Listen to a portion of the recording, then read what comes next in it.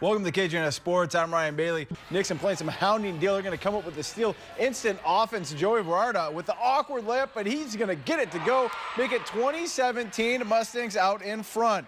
Later in the second, good ball movement. Rene Araspe with the angle three. He started the game 5 for 5 from deep. The word concussion has been a hot button topic in all of sports, but none more so than football. One former Alexander Bulldog may have one of those concussions, though, to thank for saving his life. We start with a game to 3, and after missing my first shot, Cheese reminds me exactly why fans come to see him play on the court, and I stay often.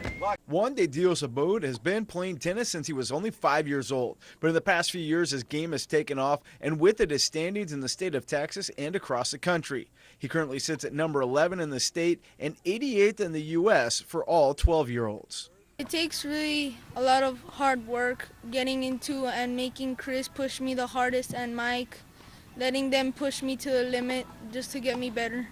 I play lots of sports, but tennis just got to be one of my favorite sports. His coach says the attitude Juan de Dios brings to the game is something he rarely sees in his athletes, old or young. I've never had a kid like Juan de Dios with the determination, but yet the fun for the sport. He doesn't put pressure on him, taking it like a business. He takes it like any other game. He likes to compete, and he doesn't mind when things go difficult in the tournaments. While the 12-year-old has reached levels most people his age could never even dream of, he admits to taking some ribbing from his friends. I think they just think it's just me playing the game of tennis, but no, I take it really serious and I make it fun for myself. While many kids his age would be dreaming of becoming a professional tennis player, Abud has other plans for his future. I want to play Division I and I want to get to one of the top colleges here in Texas. That's his main goal, and we are going to keep working on it every day. My big goal is to go to Baylor Division I, and small goal I want to go to the top 10, which I'm 11, so I just need one more spot. Caleb brings something different, a lot of energy. And sometimes on the court we feel like we are 6 against 5 because you see a guy running on the sideline and he brings something different and you can feel the energy. Energy is something Canales has plenty of, showing his emotions on the court and willing his players to make that next basket or come up with a big defensive stop. Some of the guys have mentioned that they've seen me in a defensive stance on the sideline. His Trailblazers saw obstacles right as Canales took over. Gone were 2 of their starters, and since, many others have been forced to the sidelines with injuries. Even with the built-in excuses, he refused to give in. Since then, his squad has beat teams like Chicago, Memphis, and Dallas, all teams headed for the postseason. You got to give all the credit to the guys in our locker room. They've been terrific. They continue to work their tails off in practice. We continue to get better and improve as a team. And that's been our goal, and that's our organizational goal, and that's what we're going to continue to do going forward. The 33-year-old head coach has said he leans on veterans like Kurt Thomas and Joel Prisbilla. They've been in so many situations, so many systems. I just really have appreciated them and their professionalism, how they go about their business every day. In addition to the veterans, he sees a lot of promise in many of the younger members of the Blazers. The Nolan Smiths, Luke Babbitt, we're excited about what they're brought to us and about their future. The Laredo-born coach's story of his rise from United and Martin High head coach to the NBA is not lost on his players. You can see he came from the bottom and finish an head coach on the NBA team. That's great. And on the court, be the same. You can be a 12th guy, and if you keep working, you can be a superstar. So that means he's a good example for us.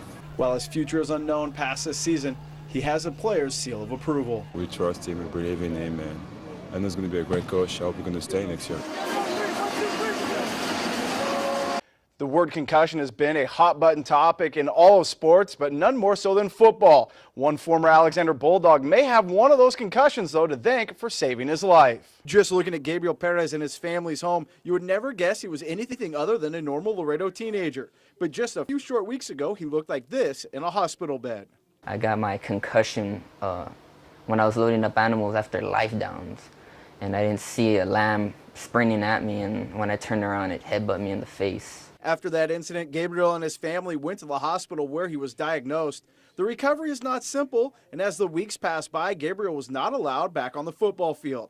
He began getting a little restless. It did kind of hurt when Friday nights you have to watch the game on the side, and it's, wanted to be on the field so bad. It was a trip to San Antonio to be cleared for a separate injury that's changed his life forever. And he said, "Are you ready to play?" And I was just like, well, I mean, yeah, I've been ready since, I got hurt, but I can't because I have a concussion. Gabriel's parents took him to a specialist in San Antonio, then more tests in Houston.